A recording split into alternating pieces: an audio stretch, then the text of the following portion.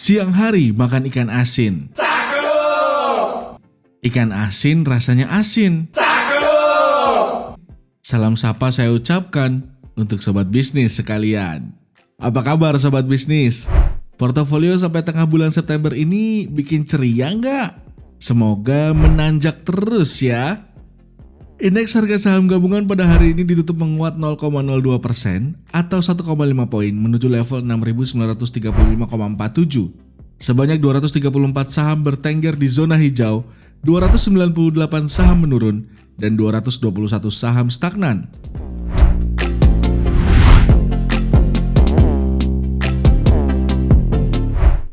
Senada IHSG yang menghijau, sektor perbankan juga lagi to the moon nih guys.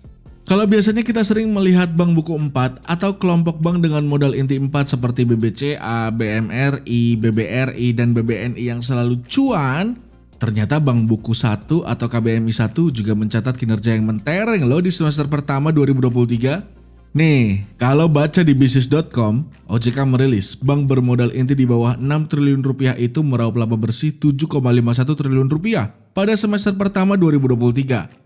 Naiknya juga gak kira-kira loh, sampai 199,2% secara tahunan. Bisa dibilang cukup fantastis ya. Di sisi lain, bank buku 2, 3, dan 4 hanya mencatatkan persentase pertumbuhan single dan double digit. Sedangkan bank buku 1 justru tumbuh sampai 3 digit. Misalnya nih, bank-bank buku 1 yang pertumbuhan laba mentereng ada PT Bank Oke Indonesia Tbk atau DNAR yang tumbuh hingga 112,76%. PT Bank Citras Indonesia Tbk atau BCIC tumbuh 477%, PT Bank Kapital Indonesia Tbk atau BACA tumbuh 124,81%, dan PT Bank Ina Perdana Tbk atau BINA tumbuh 117,97%. Kalau kita bandingkan nih, sama bank buku 4, laba semester pertama 2023-nya hanya 2 digit semua nih secara tahunan.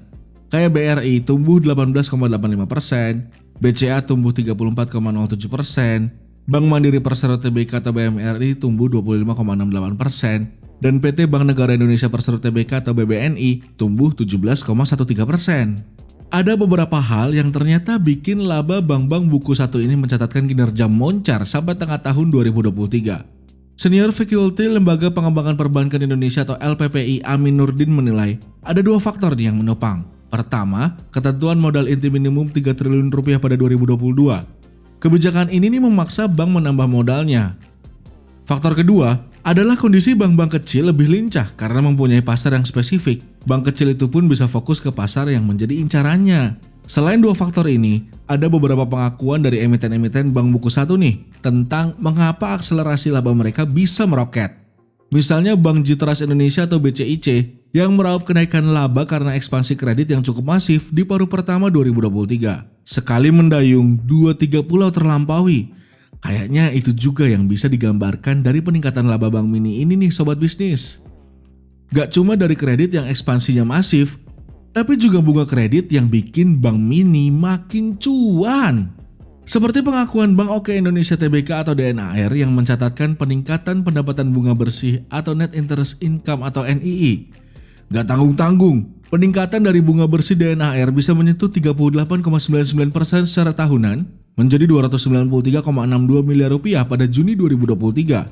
Wah, semoga sampai akhir tahun bank-bank mini labanya bisa semakin to the moon ya sobat bisnis. Siapa tahu yang pegang sahamnya bisa kebagian dividen. Sampai jumpa di episode Market Wrap Up selanjutnya ya sobat bisnis. Sayonara.